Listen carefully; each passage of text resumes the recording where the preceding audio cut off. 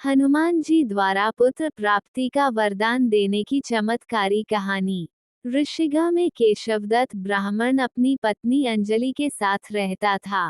केशवदत्त के घर में धन संपत्ति की कोई कमी नहीं थी। नगर में सभी केशवदत्त का सम्मान करते थे, लेकिन केशवदत्त संतान नहीं होने से बहुत चिंतित रहता था। दोनों पति पत्नी प्रति मंगलवार को मंदिर में जाकर हनुमान जी की पूजा करते थे। विधिवत मंगलवार का व्रत करते हुए कई वर्ष बीत गए। ब्राह्मण बहुत निराश हो गया, लेकिन उसने व्रत करना नहीं छोड़ा। कुछ दिनों के बाद केशवदत्त हनुमान जी की पूजा करने के लिए जंगल में चला गया। उसकी पत्नी अंजलि घर में रहकर मंगलवार का व्रत करने लगी। दोनों पति पत्नी पुत्र प्राप्ति के लिए मंगलवार का विधिवत व्रत करने लगे।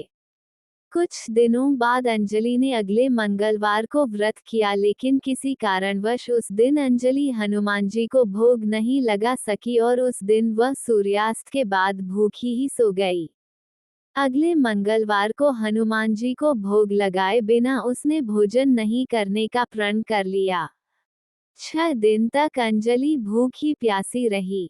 7वें दिन मंगलवार को अंजलि ने हनुमान जी की पूजा की, लेकिन तभी भूख प्यास के कारण अंजलि बेहोश हो गई। हनुमान जी ने उसे स्वप्न में दर्शन देते हुए कहा, उठो पुत्री, मैं तुम्हारी पूजा पाठ से बहुत प्रसन्न हूँ।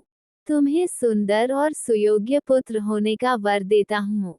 ये कहकर हनुमान जी अंतर्धान हो गए।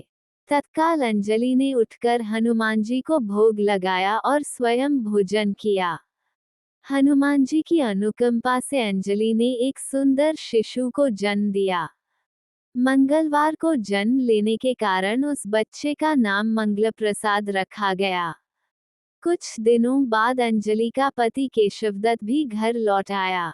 उसने मंगल को देखा तो अंजलि से पूछा, ये सुंदर बच्चा किसका है? अंजलि ने खुश होते हुए हनुमान जी के दर्शन देने और पुत्र प्राप्त होने का वरदान देने की सारी कथा सुना दी। लेकिन केशवदत्त को उसकी बातों पर विश्वास नहीं हुआ। उसके मन में पता नहीं कैसे ये कलुषित विचार आ गया कि अंजलि ने उसके साथ विश्वासघात किया है। अपने पापों को छिपाने के लिए अंजलि झूठ बोल रही है। केशवदत्त ने उस बच्चे को मार डालने की योजना बनाई। एक दिन केशवदत्त स्नान के लिए कुएं पर गया। मंगल भी उसके साथ था। केशवदत्त ने मौका देखकर मंगल को कुएं में फेंक दिया और घर आकर बहाना बना दिया कि मंगल तो कुएं पर मेरे पास पहुंचा ही नहीं। केशवदत्त के इतने कहने के ठीक बाद मंगल दौड़ता हुआ घर लौट आया। केशवदत्त मंगल को देखकर बुरी तरह हैरान हो उठा। उसी रात हनुमान जी ने केशवदत्त को स्वप्न में दर्शन देते हुए कहा, तुम दोनों के मंगलवार के व्रत करने से प्रसन्न होकर पुत्र जन्म का वर मैंने दिया था। फिर तुम अपनी पत्नी को उल्टा क्यों समझते हो? उसी समय केशवदत्त ने अंजलि को जगाकर उससे क्षमा मांगते हुए स्वप्न में हनुमान जी के दर्शन देने की सारी कहानी सुनाई। केशवदत्त ने अपने बेटे को हृदय से लगाकर बहुत प्यार किया। उस दिन के बाद सभी आनंदपूर्वक रहने लगे। मंगलवार का विधिवत व्रत करने से केशवदत्त और उनके सभी कष्ट दूर हो गए।